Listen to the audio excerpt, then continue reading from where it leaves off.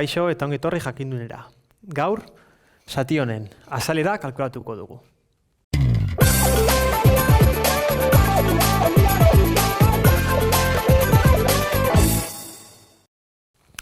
Ikusten dugunez, zirkunferentzia bat ematen digute eta zati hau kalkulatu behar dugu. Bastante zaila dirudi, baina fijatzen bagara, bastante erreza da. Zergatik?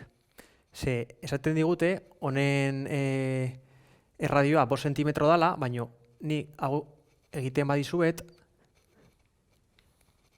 zentrotik, gutxi gora bera, hona heldu beharko itxateke, ikusiko dugu, hemen triangelu errektangul bat dugula eta gelditzen den zatia, kanpokua, hori da kalkulatu behar duguna. Beraz, egia esan ez da hain erreza. Zer da egin behar duguna? Zirkunferentzian azalera kalkulatu, zati lau egin, ze pizza porzio bat dugu demagun, eta triangelu honen azalera kalkulatu, beraz, irudikatuko dizuet. Zirkunferentzia. Azalera kalkulatu. Baina gu bakarrik nahi duguna da, zati hau, erdikua.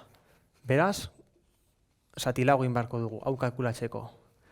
Eta triangelua kalkulatu. Beraz, geldituko dana, zer da izango dana? Gelditzen dan zatia. Ikusten duzuen ez, behin irudikatuta oso erreza da, kalkulatzea.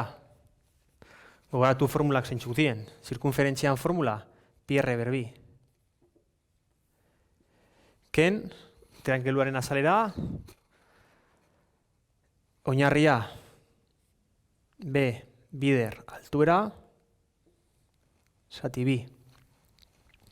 Gogoratu azalera hau dala, baino bakarrik zati bat nahi dugunez, laurdena, zati lau. Izango genuke, hau. Beraz, pi, bide erradioa, 5 ber bi,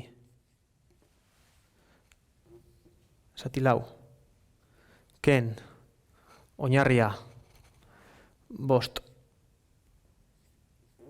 bider altuera, 5, zati bi.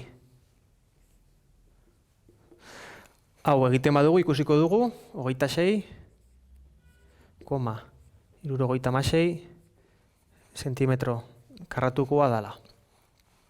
Ikusten duzuenez, oso simplea da ariketa hau. Eta oin, perimetroa eskatzen badigute, zer da egin beharko genukena? Berdin. Lehendabizi, zirkunferentziaren perimetroa kalkulatu. Danok dakigu zein dan, zirkunferentziaren perimetroa. Zirkunferentziaren perimetroa 2 pi r da. Baina, laurdena dugunez, zati lau berriro. Eta gero, zer da egin baduguna? Triangelu errektanguluaren hipotenusa kalkulatu. Izango litzateke, 5 ber bi gehi 5 ber bi errokarratua. Hau buruz egin dut, baina, danok dakizuenez, hemendik, ateratzen dana, hau b, hau a, eta hau isa, izango litzateke, isa kalkulatzeko, isa ber bi, berdin, a ber bi, gehi, b ber bi. Non, isa, berdin, a ber bi, gehi, b ber bi, eta honen errokarratua. Kasu honetan, isa, hau izango litzateke, kasu honetan, hau, berdin 5, berdin 5, eta hemen sartuko genuke isa hau. Beraz, hau egiten badugu emaitza zein da, 19,82 zentimetro. Izango litzateke bere perimetroa. Beraz, esandakoa, birpasoa, ariketa hau. Zirkunferentzia bat ematen digute, eta honen zati bat kalkulatu behar dugu. Ikusten dugunez, zirkunferentziaren osoa bakarrik laurdena behar dugu. Beraz, azalera osoa, zati lau. Eta gero, zati honi kendu behar diogu triangelu errektangelu hau. Ematen digutenez bere erradioa, oso simplea kalkulatzea honen azalera. Perimetroa kalkulatzeko berdin. Zirkunferentziaren perimetro osoa kalkulatu, zati lau egin behar dugu laurdena dugulako bakarrik, eta azkenik hipotenusa kalkulatu. Kasu honetan, hipotenusa hemen dugu. Beraz, hau izan da dana. Mi esker ikusteagatik eta gogoratu, sare sozialetan eta web orrian jarraitu jakindun.